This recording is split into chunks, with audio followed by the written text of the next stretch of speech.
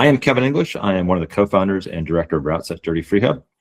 I've been riding gravel, I don't know, 13 years, maybe got 60,000 miles in. Joining me on the technology side is Linda English, who is the executive director and my boss at Dirty Freehub. Don't ask how that works, but it does. We're going to start with a quiz, a little bit of a quiz, true or false. And I'd love to have your answers put into the question box, or give me a thumbs up or thumbs down. Thumbs up is going to be a true, thumbs down is going to be a false. Dirty Freehub is a 501c4 nonprofit. I'll give you guys about, I'll give you 30 seconds or so here. Seeing a lot of thumbs up. Any other takers on this? Down, down, down. Couple downs. Another down. I'm not sure you get. I wonder if you guys are influencing each other. I wonder if there's recency bias going on here.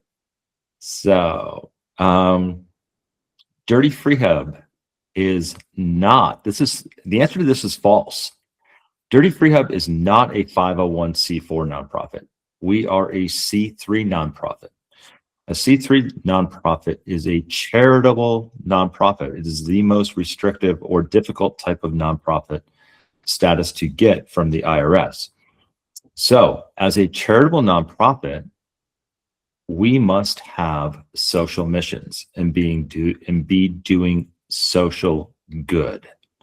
Okay, the stockholders, if you want to think about this, of Dirty Freehub is the general public. And as the general public, we need to be doing something charitable for the general public. So the next question then is, we have 7 social missions at Dirty Freehub. Can you name several of those social missions at Dirty Freehub? Can you give us an example of one of our social missions, maybe to get people started thinking? I'll give you the, I'll give one. One of the social missions is economic impact. So through our messaging, are we encouraging riders when they go to areas, when they travel out of area, to spend money with locally owned businesses?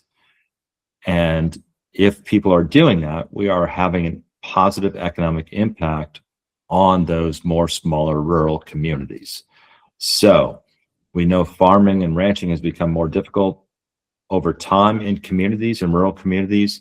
A way to help those communities have economic diversity is through tourism. And so can we bring cyclists to more remote rural areas, do it responsibly, and have those cyclists spend money in those rural areas to broaden and diversify the economic impact? So that's one of our social missions. Okay, I didn't give away the easiest one. I didn't give away the hardest one. And I know Marie is online from Lakeview, and I know that's very important and near and dear to her heart. If you don't know where Lakeview is, it's let's see, the southeast corner of Oregon. It's a pretty small town out in the middle of pretty much nowhere. Beautiful place to ride, and I can tell you that the economic development really does matter to their town. So yeah, that's a great example. Anybody want to raise their hand and voice what they think another social mission of Dirty Freehub could be? I know I'm putting you guys on the spot. Well, I know Brianna is saying promote leave no trace principles and responsible camping along riding routes. Yes, that is stewardship in terms of are we taking care of the lands, and are we being aware of our impact on wildlife when we ride? So one of those examples I'll take is elk, are one of the most sensitive big game animals to our presence. They can sense us about 2,000 yards out. And so if we happen to see elk, one of the things we should do as riders is actually stop, put a foot down, and make sure that the elk herd is not running. We don't want to scare that herd or increase the anxiety of it. And that can happen very easily with elk. So that is one of the things. Any other comments come through, Linda? No, pretty quiet group tonight so far. Well, Linda, let me put you on the spot. what's one of your social missions that you connect to? Well, especially right now, I think trying to, I would say, help with the urban-rural divide is really important to me personally. I think it's great that so many of the cyclists that use Dirty Freehub are coming out of cities, and we're sending them out to very rural areas. And so for me, that's super exciting as one of our social missions. Okay. And I'm going to tick through all these social missions are in our economic or are in our impact report, which is on the website under impact reports. Another one is inspiration, accessibility, and community. Linda's doing a lot of work with people who may have Parkinson's or MS or PTSD, or inspiring people to get out for mental health, physical health. A lot of organizations do that, but that is one of our social missions. I think one that is often overlooked is connection. Are we connecting people to culture, history, and heritage? Are we learning about our past and our history and understanding it in context? Another social mission. And Kevin, the reason why that is so important, we've worked with a lot of the land trusts, and they will tell you that if people do not understand what's unique about an area, that they will not take care of that area. That's so right. When we want to inspire people to really be responsible and take care of an area, I think that connecting them to it is super critical. And whether, you know, what connects Kevin to an area versus connects me are very different things. Kevin can maybe like the history. I might care about the story about the salmon returning to an area. So those are really important stories for us to tell. And that's why our ride guides are so full of information. Right. So if we can connect you to an area, we know that the next leading element of that is stewardship and you taking care of that area, which is really good to see. The one social mission that's a little hard to kind of get to at times is us influencing for-profit businesses in the industry of cycling to do better, to be more cognizant of the social missions and their place in being responsible parties of what we just talked about. And we know we're having an impact with these businesses and other nonprofits because we've seen it change and we've seen things change and happen over time. So let's go. So the goals and objectives tonight, this is pretty simple. The goals and objectives are to help you identify whether you would like to volunteer with Dirty Freehub in some sort of route stewardship role. I will talk about the opportunities, time commitments, expectations, and the rewards. And we'll go from there. But first, Linda, let's talk about this. Dirty Freehub does not exist without community. It absolutely does not exist without community. And Linda, what does community mean to you? Well, I mean, it's about us connecting with each other. Sorry, all of a sudden my voice is going hoarse. So yeah, no, it's me. It's about. I mean, when I look at the majority of people I hang out with are cyclists, and how do I find these people? I find them through us doing events, or us going out and riding, or us working together on Dirty Freehub. So to me, that is what community is about. But being a steward is really, really important in this time because we know that the governmental agencies are facing more and more budget deficits and limited staffing. Like Oregon State Parks, they're in a budget deficit of 17%. We know that the National Forest Service has been cut back significantly within the last 12 to 18 months, and they can't do as much as they used to. So we as nonprofits, Dirty Freehub being a nonprofit, need to pick up that slack and do more. But we can't just do more ourselves. It has to be the community of gravel cyclists engaging to do more. And the other part of it is community. What we're going to talk about tonight is super, super important because our content's not AI generated content. It's human vetted, resourced content. Yes, we do use AI to be more efficient in some of the things we do, but our routes are not AI generated routes. So when a person comes to Dirty Freehub, they know this has been written by a person and has been vetted by a person. And so having you all as stewards is super important to continue And that takes people to do that. To have human vetted content takes people. And that's why Kevin, I think it's actually going to become even more important as AI is going to start generating routes and routes and routes and routes and routes. I think that having something that is vetted, human vetted, is going to become more important, and human, I don't know, stewarded, for the lack of a better description, will also become more and more important.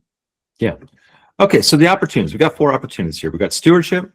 Let's call it a route steward, route scouts, route explorers, and I'll call it a lead wrangler. And we're going to step through all 4 of these. And if you have questions along the ways, please raise your hand or hit us with an emoji or something like that. The first one, we're going to work these from least amount of risk to most amount of risk. And that may not be the right way to say this, but let's talk about stewardship. And Linda, let's talk about, tell me, when you're viewing, what is a route steward? What are we looking? What are we looking for? Well, what a route steward to me does is, first off, they're going out and they're riding an existing route. So it's all about an existing route.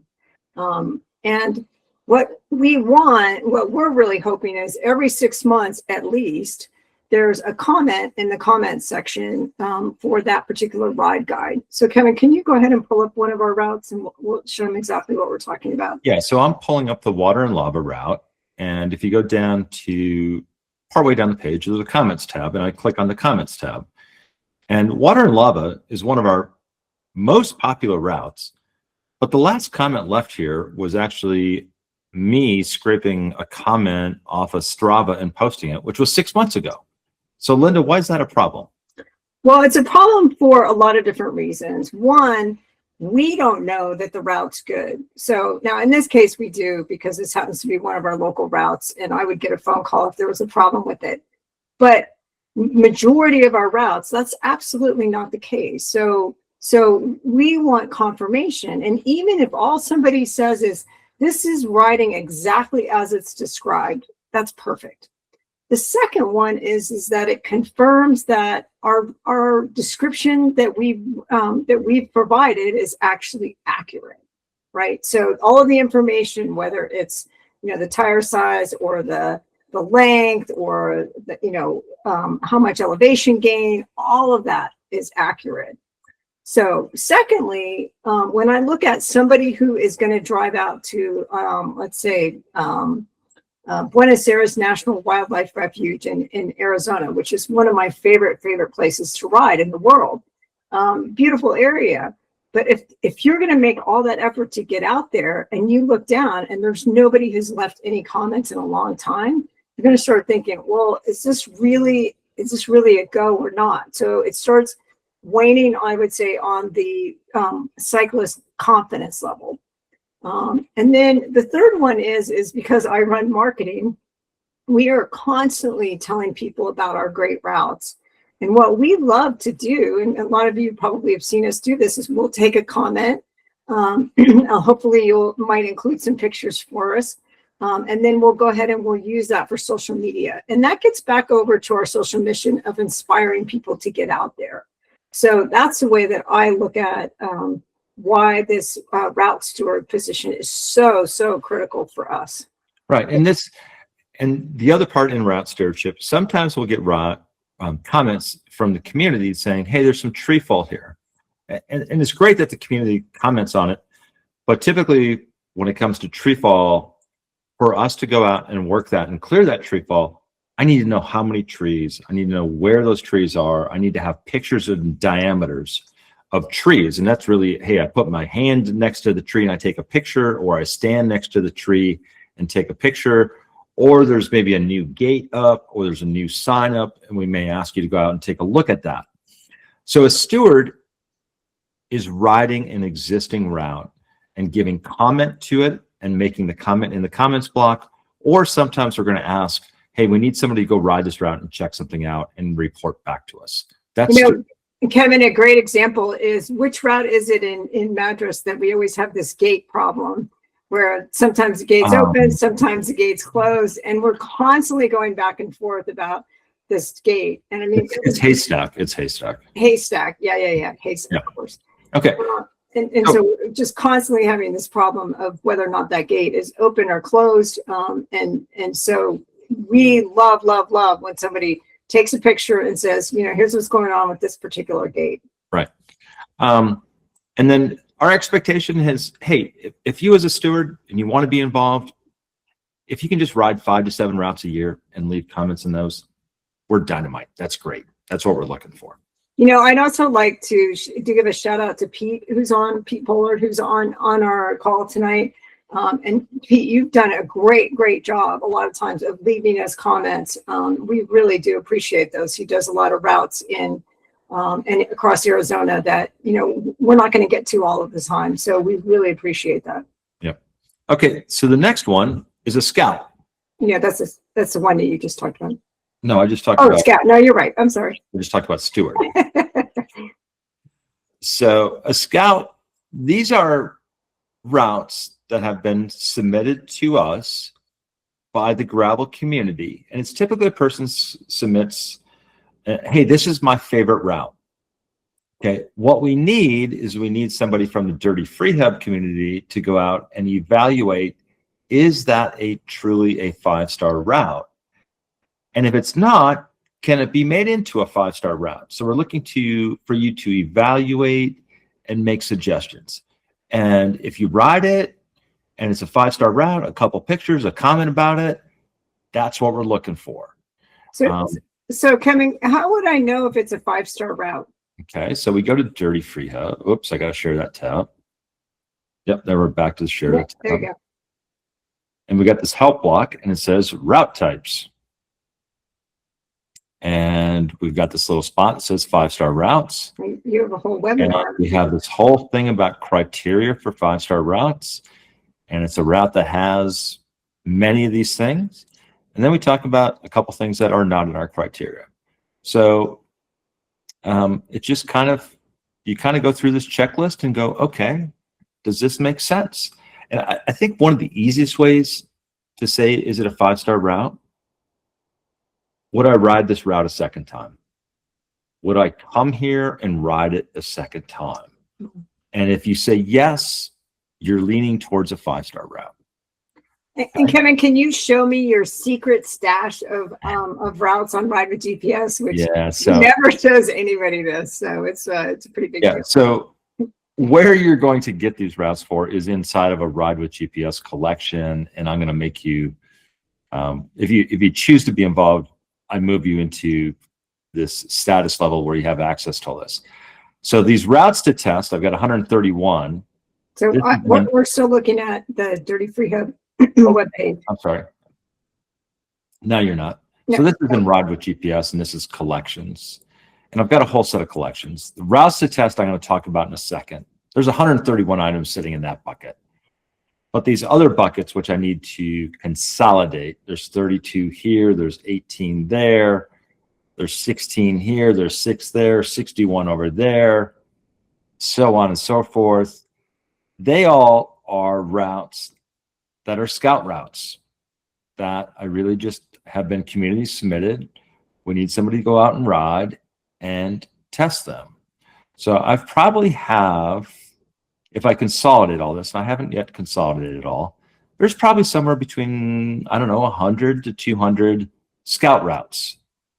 Okay. And we know routes to test, which are explorer routes. There's 131 of those over there. So what's the difference between a scout route and an explorer route again? Okay. So we got scout routes, which we just talked about.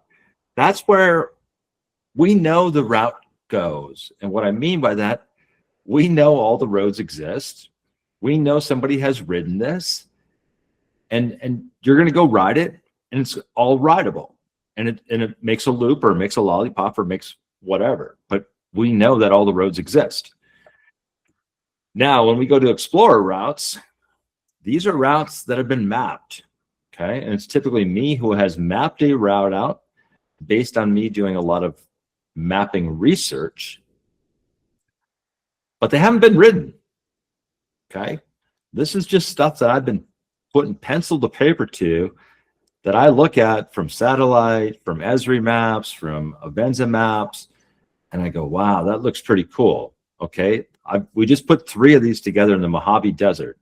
Linda and I rode one, which ended up being a great ride. But Oh, absolutely beautiful. Beautiful. I don't know where the Mojave Desert is. It's somewhere, what is it, south of Death Valley, in between Death Valley and Joshua Tree. Yeah. And there's 2 others though that we mapped that we don't know anything about. So this is kind of the route that, okay, I feel good with maps. I feel good with, I may go out there and it may be a 40-mile route, but things may go south and it may be a 70-mile ride. Linda, can you talk about what happened with Eric, you and I near Lakeview and Paisley? Yeah, we were somewhere, I think, north of Lakeview, Oregon, and our route kept not going through, and it kept getting later and later and later. And we couldn't figure out how to get back to the car, essentially. So at some point we had to make the decision of just punching out, and we're just going to bike back. I think it was like 20 miles back to Lakeview. Luckily, it was mainly downhill, and then grab another car and then drive back out. So, I mean, I can go through a million stories that have happened on explorer routes. You know, I think of the Oregon coast where we get to a road, it doesn't go through. We've got to hit another road. So there's another probably 2,000 feet of climbing that we ended up doing over 2 different ridges to get back to where we were starting. So exploring is not a small deal. And I think it's a personality type. I would, if you're going to do it, I would say you need to really think about how you're getting yourself out of situations. Right. And it's much, much more exploratory. It's kind of that route that you probably need an in-reach device with you, a spot device. And our expectation there is, hey, 1 to 3 routes per year. Okay. Because these have a whole lot more commitment to it. And lastly, we are looking for somebody I'd call a Wrangler. And this is not in the field. This is basically a route stewardship manager. And they help coordinate the work by the three previous positions. They help update the routes on the Dirty Freehub site. They need skills with Ride with GPS, mapping, WordPress. They'd be working closely with me. It's remote work. So this is completely different from being out in the field. If you have an interest in this, we have a strong need for somebody. This is about 5 to 10 hours of work per month and remote, basically in front of the computer. Okay. Linda, do you want to add anything to that? Yeah, actually, I just want to go back. We've got a question that I'm sorry, JD Howell, I missed. I'm in Eugene and interested in occasional over the past visits to ride Dirty Freehub routes. Are there scout opportunities on this side of the pass? This side being the Willamette Pass side or the Bend side? I'm not sure. Well, the answer to that is yes and yes. Yes and yes, yeah, of course, yes and yes. Yes, there is. Actually, let me go back to that for a second. So I'm just going to pull up test routes for a second. And so these are test routes. We can't see them. Oh, hang on. I'm sorry. I got to share that tab.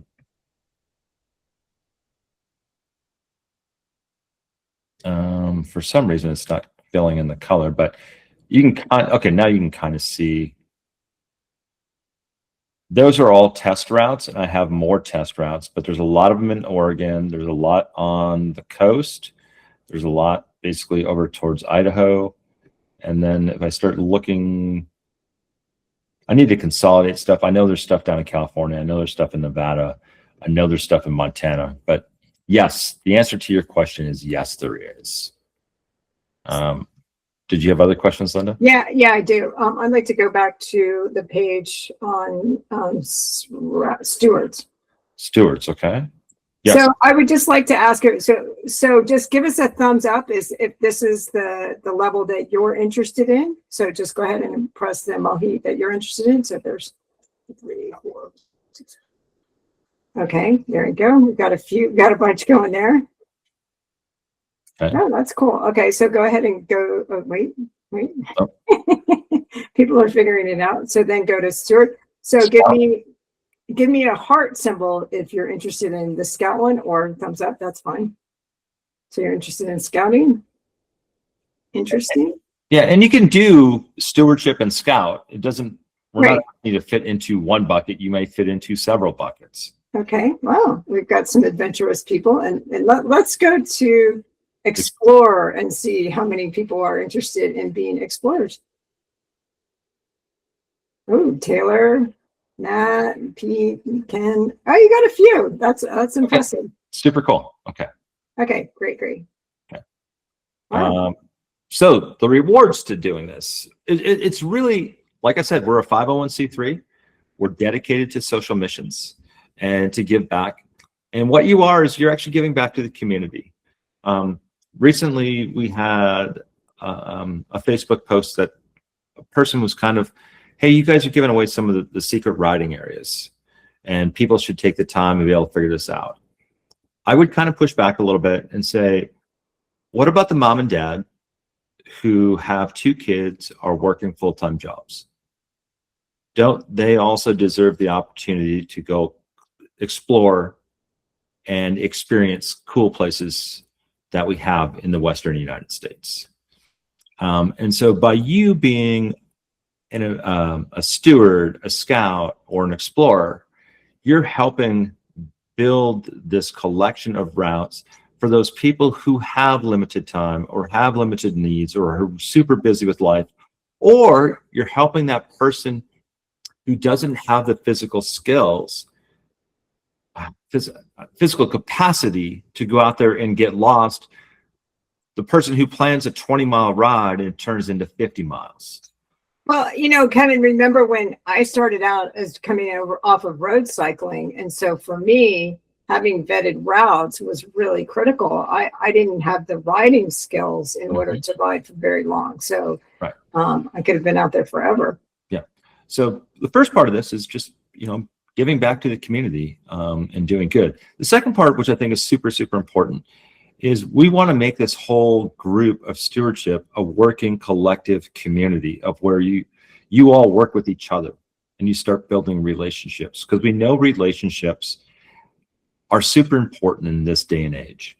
The electronic means of phones and tablets and texting has brought us away a little bit from direct social interaction. And so this is an opportunity to meet others, work collaboratively with others. And the last thing, which I consider probably the least significant, but it is there, is going to be a membership that comes in the gold level. Linda, you want to talk about membership a little bit and what's going on here? We're previewing something that is about 9 months off. We're 9 months out. So membership is what we really want to do is build a better relationship with people who are using our website. And we need to do that by having people actually logging in. Long term, we really want to help people connect to each other. We really want to help dish out better content for individuals, so more personalization. But the basics will be just even providing access to our existing routes. That doesn't mean that everything is going to be charged. Believe me, that is not our goal. We're not in this. Let me talk about that a little bit. So membership, the way we have it set up, there's a free level of membership, but you still have to have an account. And then there's a bronze, a silver, and a gold. What is in those categories of bronze, silver, and gold is all new features that we're rolling out to the website. We are not taking anything away in existing content from membership. And that everything in existing content will be available in the current free membership. But you, as being a steward, are bumped up to a free gold level membership. And I really don't want to talk exactly about what's in those levels of membership because I'm still working through the discovery document with our new design house. So Kevin, we have a few questions here that I've run through.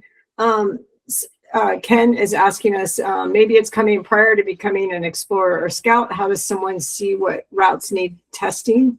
Yep. So I think you want to address that. Yeah, that's a great question. And actually, I'm going to flip to the last side. So what's going to happen here, next steps, is you all registered and I have your existing email address.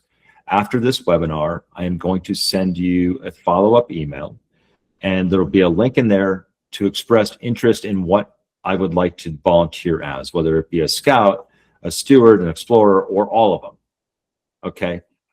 Once we have all that information, then we will send you a detailed follow-up onboarding email. And there's going to be a couple steps to that. One of the steps is going to be, I need you to sign into the Dirty Freehub Ride with GPS club form. Once you do that, I give you further access to it. And for Ken and your question, once I give further access, there would be this collection over here. Oops, I'm sorry. There would be this collection over here, routes to test, which are, those are Explorer routes. And I'll reframe this. And then it'll be the community routes or the scout routes, which will be here. And you can click on this and you can just scope through it and go, oh, okay, here's something I can go do. Now, when you go do it, you may say, okay, I want to do this with somebody else, which here's the form that I'll have you complete. And it's first name, last name, email, phone number. And then we're going to ask your permission whether we can share your email and phone number with other people who want to do stewardship. Ask you basically where you're located. You can select the different role or roles that you'd like to be involved in. And I am going to ask you about, this is one I have not yet figured out, is what is the best collaboration platform for you? I could give out everybody's email address to everybody else and we could do a mass email. But if we have 50 people who want to be route stewards, Google is probably going to flag that as a junk email. It's probably going to go into most people's spam folders. We could set up a private Facebook group. We could do a WhatsApp, use WhatsApp, which is a texting service that is actually super good and allows us to have groups and things like that. Or we could go to Discord, or we could do something other. So I'm going to ask you what your platform or preference for collaboration would be. I am also going to ask you, what technologies will I not use, or am I not open to using? And I know that at this point, some technologies have come up that we as individuals no longer choose to support or go to. So if there's something that's very strong, that you feel very strongly about and you don't want to use, let us know. And then there's a block down here for other comments. You'll submit that information. Once everybody has submitted that information, I'll follow up with a detailed onboarding email, and we'll move forward from that. This is going to be a little bit of a work in process of, especially on the collaboration side. I'm going to need the input of all the stewards of what is working for me to collaborate with other stewards. We don't have all that. You know, I'm making a best guess here for some of the things that would work, but as we always find out, there's many better ideas that are community submitted, and we'll probably end up going with something over in the long term with a community submitted idea. So this is meant to be very collaborative in terms of finding out what does work, and we really do want you to collaborate and work with others. Okay, so Kevin, we have some more questions. Yep, go ahead. Angela's asking, she's saying, wait, sorry, what's the difference between Scout and Explorer again? Okay, so let's just go over that one more time, because that is a little confusing. Yep, Scout is a community submitted route. I'm drawing a blank. Who's the gentleman from Michigan? Give me Ken. Ken, there you go. So thank you, Ken. This happened about, I don't know, 2-3 weeks ago. Ken wrote in and said, hey, here's my 3 favorite routes in Michigan. Super, super cool. Okay, I looked at them. They look super cool, and I looked at them with satellite and stuff. Now, what I'm looking for a scout to do is I'm looking for somebody, okay, hey, somebody from the Dirty Freehub team, go ride Ken's routes and verify if you think Ken did a great job of putting a route together. So it's collaborating what Ken has already said. And so you're riding something that somebody else has submitted, but that we know that goes. An Explorer route. This is Kevin working with maps and just putting a pencil and a line on a map and looking at some satellite imagery going, wow, I think that looks pretty cool because the topography looks cool.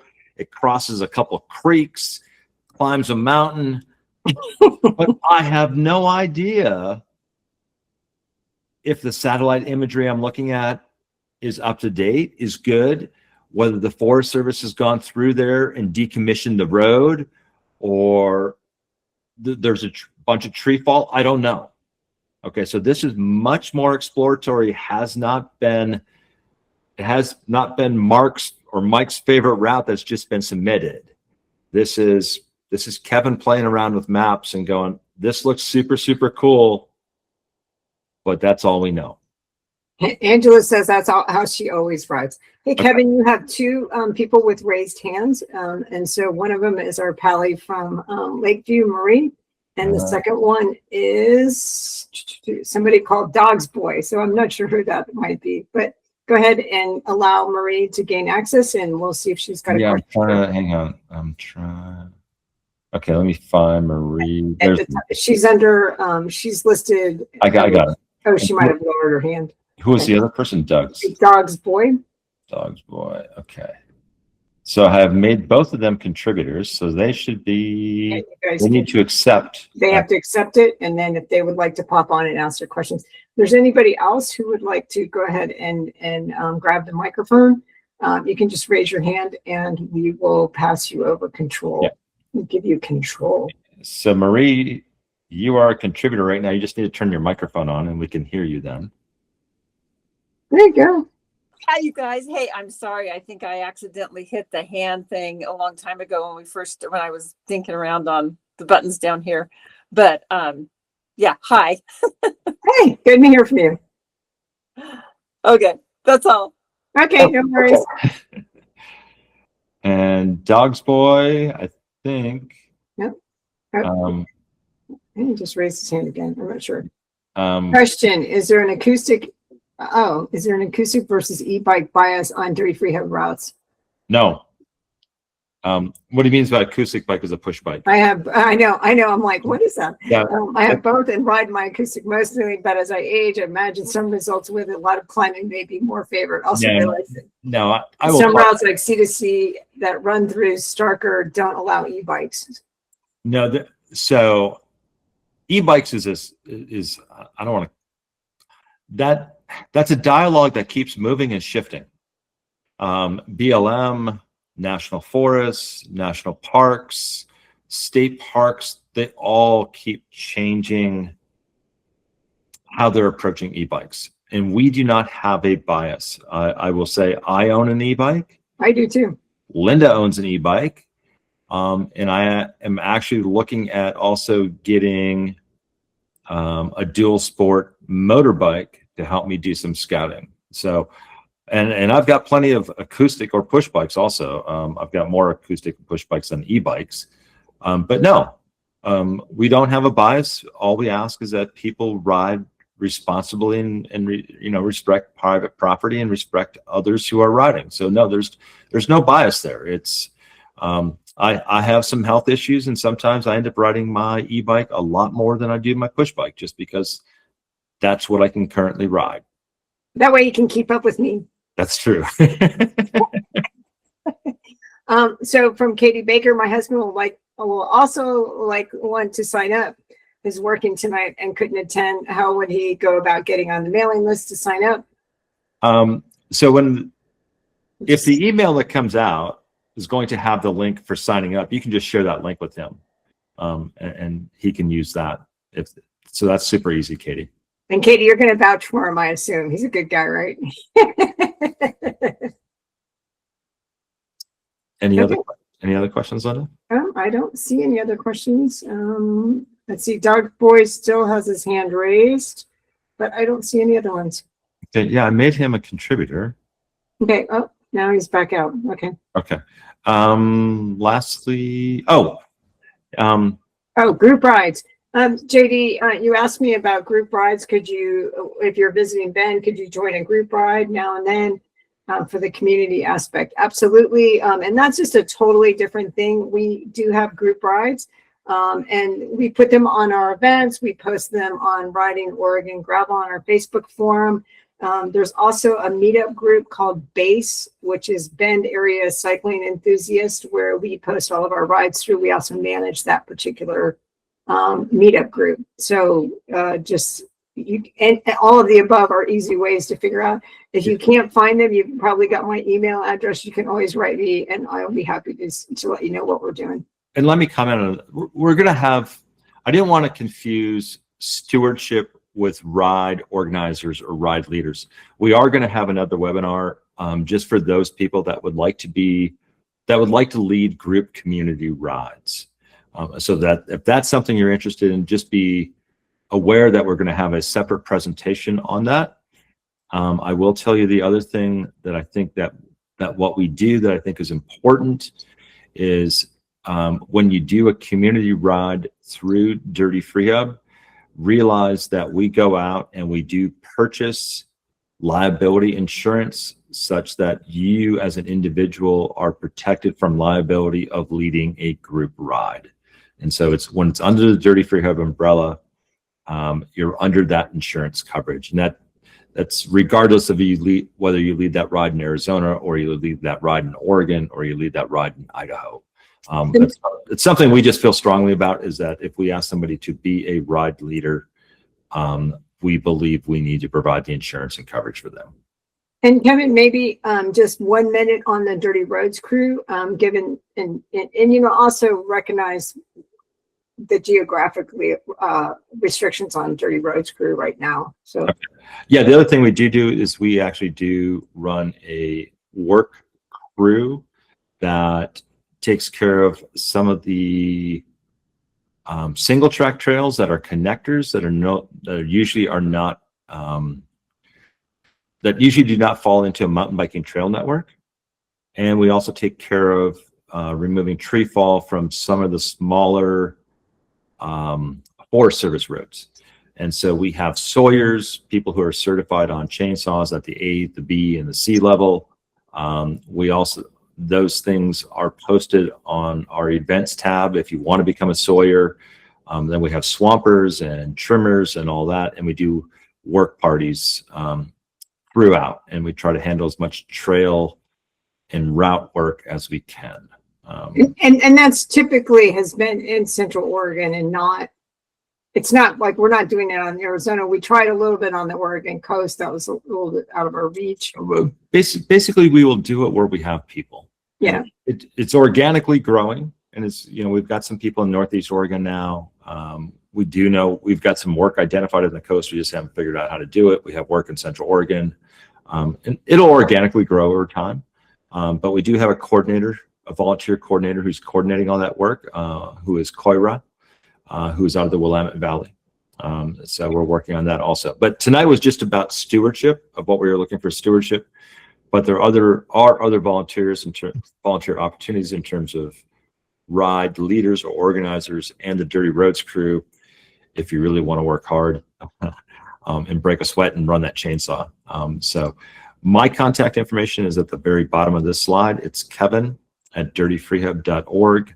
Linda's contact information is linda@dirtyfreehub.org.